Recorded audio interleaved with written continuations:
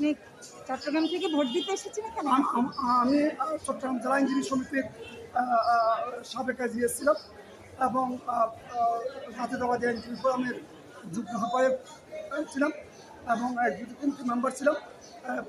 আমার chamber number এখানে পারে হোসেন সৈয়দ সরওয়ার্দী ভবনের 11,000 আমি এখানে প্র্যাকটিস করি। কিছুক্ষণ আগে এখানে দেখলাম ঝামেলা হলো, এরা কারা ঝামেলা করতেছে?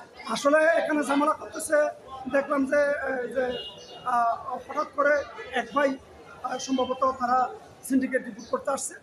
সেই আমার থেকে যারা সাক্ষাৎকার নিচ্ছিল তারা তাদেরকে দোষারোপ করে বলতেছে টাকা দিয়ে নাকি অবৈধভাবে এই ভোটের প্রচার করার জন্য সাক্ষাৎকার নিচ্ছে।